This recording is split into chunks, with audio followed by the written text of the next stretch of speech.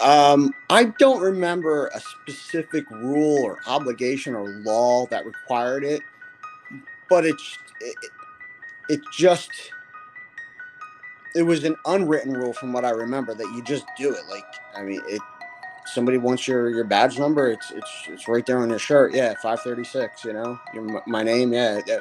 I, actually, early on, when I first started, the only thing that was required was the badge with the badge number visible, and then within a few years, we were issued a name tag too, and that was required also. So it's it's right there on your shirt. So why aren't you just going to say it out loud? You know what I mean?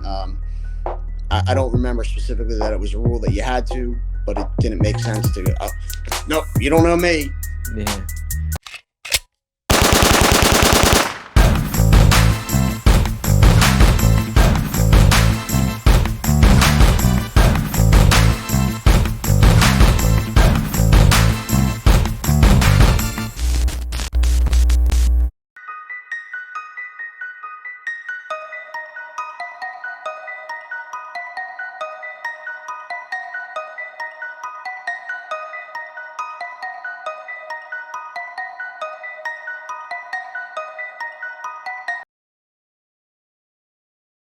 So you know you get a handgun issued to you before you graduate while you're still in the police academy.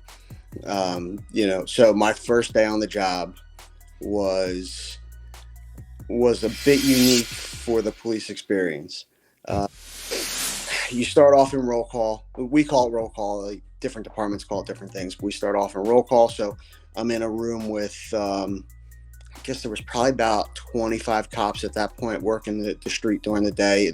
I was on day shift actually for the first few months. Like we had such a big graduating class that we were spread out on different shifts throughout the department, and I ended up on day shift for a couple of months. So I'm in a room with, like I said, about 25 veteran seasoned officers. The shifts are based on seniority, so all the cops on day shift have, 20, 25, 30 years on. um, I sit down. I'm waiting for the sergeant to conduct roll call to tell all the officers where they're working, what cars they have, who they're working with, and most of that stays relatively steady throughout the year, pretty much. But somebody's out sick, somebody's on vacation, so they change a little bit day to day. So I get assigned to two veteran officers to train me for that day, and we walk out of headquarters to the police car, and we have to tell the dispatcher, what car we're in and what area of the city we're working. So we do that, and immediately, as soon as we tell them that we're signed on for duty, they send us to a job in the neighborhood where I grew up, right around the block from where I grew up, on a DOA. I said to the two veteran cops, did she say DOA, like dead on arrival? And they Wow. said, yeah, man, you get to see your first dead body, right off the bat. So this is 5 minutes into being a real cop. Wow. They're sending me to a DOA, and it turns out that DOA was a murder. Um, it was God. backyard of a bar. Someone had been beaten to death overnight, and the guy's body was in the backyard. Like I said, right around the corner from where I grew up. So bit of an eye opening experience, right? To see not only a dead body but a murder 5 minutes into my career. So needless to say, exciting, nerve wracking, and then ultimately a little bit boring, if I can say so. Something that you rarely see in TV shows and movies is just the hours and hours of waiting and writing reports and watching. So on this murder that I was at, my job that day was to stand at the entrance of the yard and write down the name of everyone who was walking into that yard so that we can have an accounting of everybody who was there, right? Because that's important for court. That's important for crime scene protection. It's important for chain of custody with evidence. So here I am, not knowing any of the detectives or chiefs or county Wow. And everybody that's walking by, I'm like, excuse me, can I have your name, please? Excuse me, can I have your name, please? So, a little bit funny. I did know the chief, luckily, when the chief of detectives showed up. I didn't have to ask him his name. But boring in the sense that now here I am for 10 hours standing at the gate to a backyard writing down names. But all important stuff. This is wow, man. You just blew my mind. Did you see the body? Yeah, yeah. So it was me and the two cops who got there first, the For two right. officers, and the person who called pointed out where it was. And if you listen to any true crime podcasts, like man, what is that good one? Yeah, I watch a couple of them myself, man. Yeah, if you listen to any true crime podcast, Crime Junkie is Right. one. They always say that the dead body. They thought it was a mannequin. Somebody thought it was a mannequin. It was true, man. I'm looking at this body from 30, 40 feet away, going, "That's not. That's a mannequin. What is that?" Wow. Get up and you realize, yeah, it's a human being who was murdered overnight. Was it your first time seeing a dead body like that? I mean, not in a funeral in a casket. Like, was it your first experience in life? Yes, yeah. Other than at a funeral, yeah. Oh my God. So by the time you guys get there, is the body decontaminating? Like, is there a Oh, smell? Like, decomposing. I'm sorry, Yeah. I'm just like taken aback from what you're saying. Decomposing, like, is it smelling? Like, do you get the odor? Like, what does it look like? Yeah, no, so not at that point. That was it. It was too fresh. The body had been outside overnight, relatively cool, not cold. It wasn't. It was October 1st, 1995. So it wasn't freezing cold, but it wasn't hot either. So it was just too soon for the body to be fully decomposing. You can clearly see that the person was dead. You could see some evidence of I don't want to get too gross here, but you can just clearly see that the person was dead. We obviously checked the pulse, but that's kind of just necessary to make sure that he's dead. But it was obvious that he was dead. But no, not gross and decomposing. I've seen plenty of those throughout the 26 years, but not that one. So, what was the reason? What was the cause of death? It was a bar fight. Um, from what I understand, and this is a long time ago, but from what I remember, there were two people in a bar that got into some type of argument, and when one left, the other followed and beat him to death right in the backyard. The bar was in like a row home, kind of converted into a bar, right? So at some point, years prior to that, it would have just been a house, and they converted it into a bar. So it's like the backyard of a city home where he was just beaten to death and left there. So, what The, would the person who called to you? report that the body was there ended up being the person who killed him. Wow, hold on. I'm just this is crazy, man. So, what would you, as far as law, what would you classify that murder as? Like, is it a? I mean, obviously, it's not a premeditated. Like, what is the classification of that kind of a crime? Yeah, there's like different levels of murder in New Jersey: first degree, second degree, manslaughter, and that all has to do with your mental culpability. What your intent was. I don't remember what that Okay. person. I think they ended up pleading guilty to something. I don't remember what. Typically, something like that would be like a second degree murder, right? It Okay. wasn't premeditated. It wasn't Mhm. like I person I'm going to go kill them. It was in the heat of the moment. The fight went too far, so that's like a second degree murder typically. Um, yeah, I don't remember what that particular guy was either found guilty of or pled guilty to. So wait, the guy that committed the crime called 911. Yeah, yeah. So he lived above the bar, the guy who did the killing. So in the morning he wakes up. calls 911 and says, "Hey, there's something in my yard. You guys should go check it out." And then, wait, this was amazing, man. To me, anyway, as a cop for 5 minutes. Like I said, I'm working with two senior officers. One of them was much more talented than the other. So the one who was much more talented was taking notes and talking to this caller.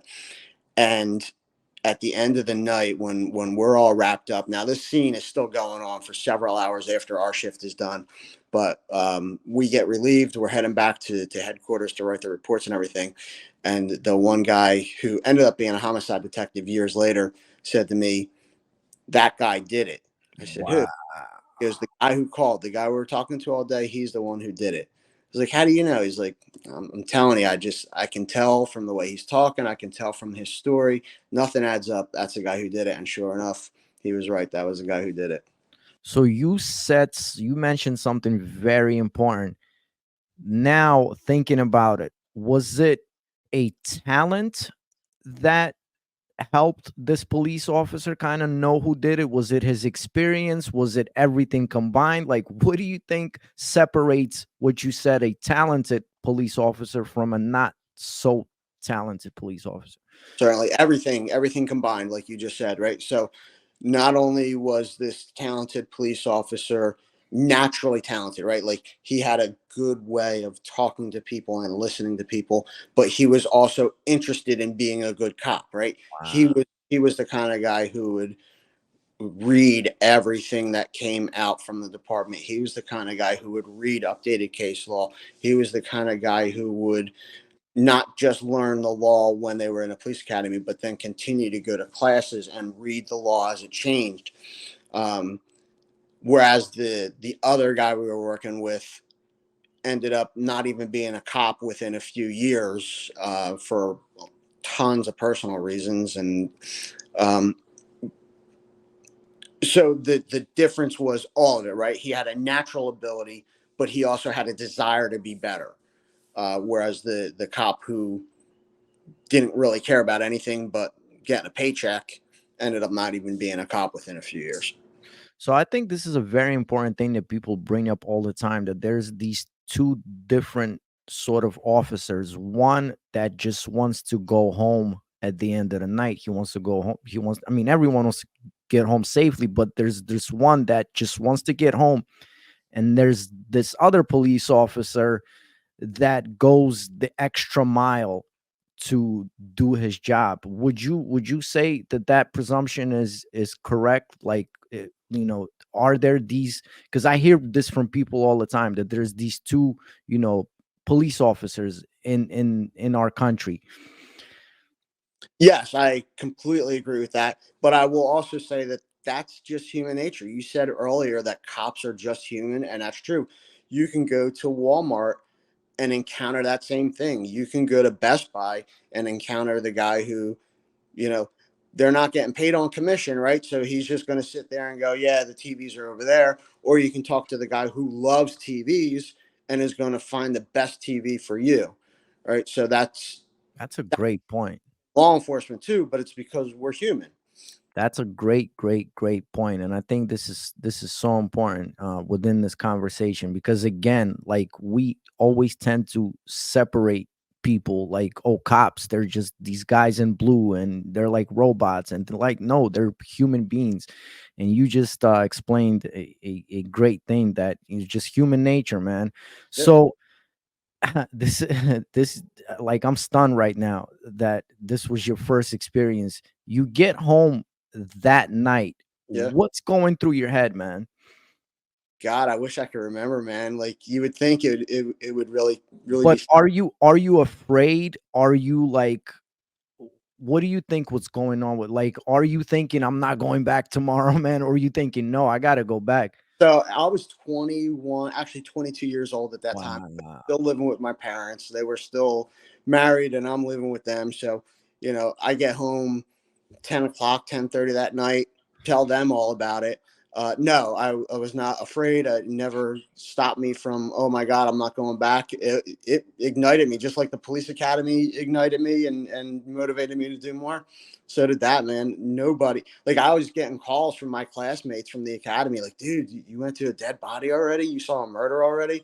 And this is like pre, like, everybody having cell phones. This is, like I said, 1995. So I'm talking like phone calls on the landline and beepers and things like that. Yeah, so it did not scare me. It just motivated me.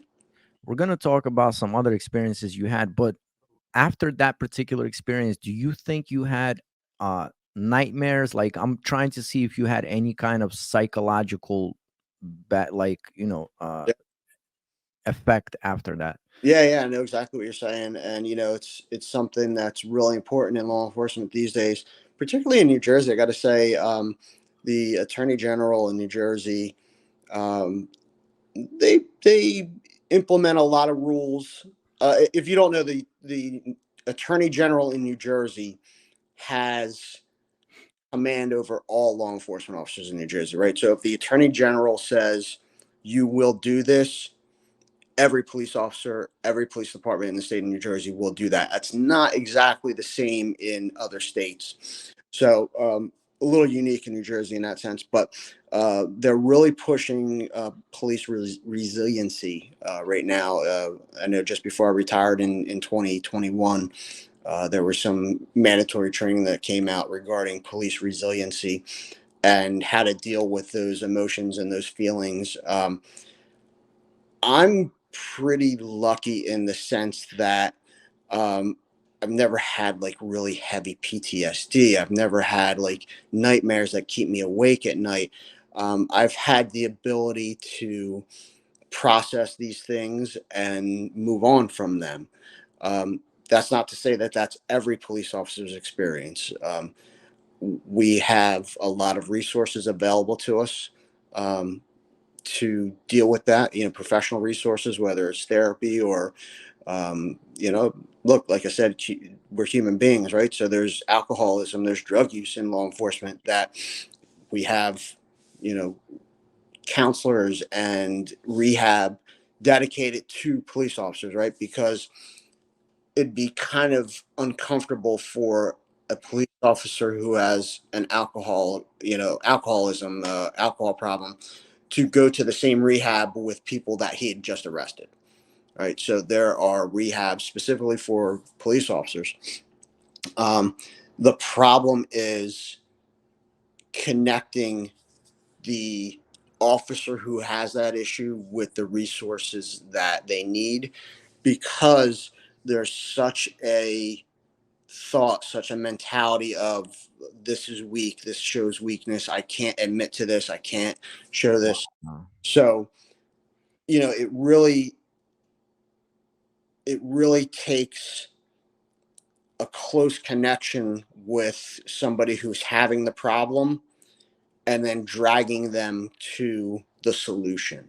Mhm. Um, it's I don't want to say it's rare, but it's hard for I think anybody with a problem, but particularly police officers, to go to somebody else and say, "Hey, I can't sleep, or I'm having these nightmares, or I'm addicted to alcohol." So a lot of times it takes that close connection, a friend, a coworker, to say, "Hey, I see some problems here. Let's go talk to X. Let's go talk to this person." Um, yeah, I always wanted to understand this. Like, and good that you cleared up a lot of things. But so, a police officer, is it mandatory for him to go see a psychiatrist or a psychologist? Like, So only under certain circumstances to get hired, like when you're going through that background process, you go see a psychiatrist, psychologist. I don't remember which one specifically, but they give you some pretty standard tests, just to make sure you're not like crazy. um, and then under some other circumstances throughout your career, you might be mandated to go, but it's rare that you would have to go to see a therapist or a psychologist. So basically, throughout your career, it's upon request. You're saying that you have this Yes, available, but it's not a mandatory thing. correct, 100% correct. Okay. So, man, I don't know. It's crazy. I'm still stuck on that because I can't imagine like being a young man and going through something like this as a human being, man. Because Yeah, again, you're a human being. Like, you're this young guy. This your first day on the job. um thank goodness you don't have any PTSD after that particular experience. So I just want to get this clear. uh so you said, I think you mentioned before, you get a vehicle assigned for the remaining year, or how, like?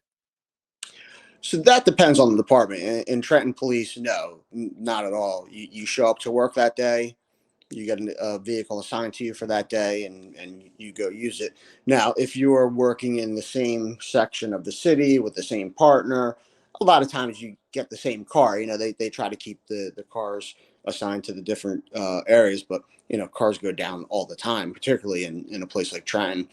um, they crash, they need a new tire, they need an oil change. So no, you don't get a car assigned. There are some positions that get an unmarked car assigned to them while they're in that position, but that's the rarity, not the norm.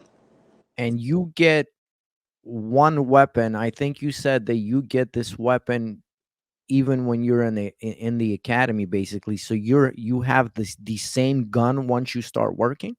Yeah, yeah, you get issued a handgun while you're in the academy, and that's your gun until if you use that gun in the line of duty. Let's say you have to shoot someone, then that gun is taken as evidence in that case, and replaced with a different one. If the department changes weapons for any reason, uh, they'll update them periodically, or they'll go to a different caliber or something. So in that case, it would be changed. But basically, you get one firearm, one handgun, and that's yours for your career. So, as far as I understand, you guys take very seriously I mean, obviously the serial number of the weapon, right? And Mhm. then every bullet is accounted for. Yes and no. I mean, you get issued bullets to go with that gun, but you'll use them to qualify. You have to qualify twice a year in New Jersey. So once a year on that qualification, you'll use what's called range ammo, and once a year you'll use your duty ammo, so that you constantly have duty ammo that's not more than a year old. um, so it's not like each bullet has a serial number, and you have to account for each bullet. You can get a box of ammunition from the police department, and go practice at the range. So yeah, the gun is tracked that deeply, but not the ammunition. Okay, so when you start your day, and let's say, I don't know, you have 16 bullets in the gun. I just, for some reason, I thought that every bullet is like accounted for, because let's say you pop someone in the bun hole uh, throughout your day, and then you try to cover it up, and now you have 15 bullets in the gun, and it's like, so I thought that this was like a very important thing.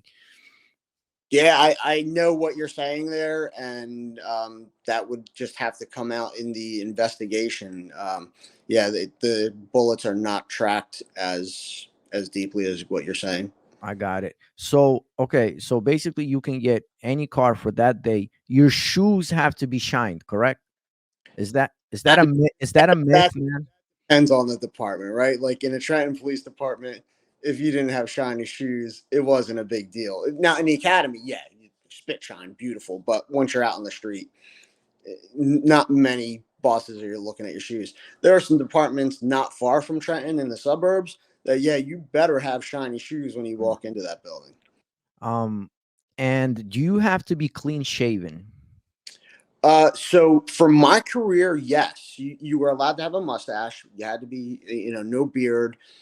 Sideburns were a certain length. Um, There were a few exceptions. There were some people that had some medical exceptions because of some problems they had shaving. There were religious exceptions that you could use. But I've heard that recently that's changing a little bit in Trenton and in some of the areas near us. Um, I don't know for sure though. I know I think Boston maybe was kind of doing that in the 80s and 90s where you were allowed to have facial hair.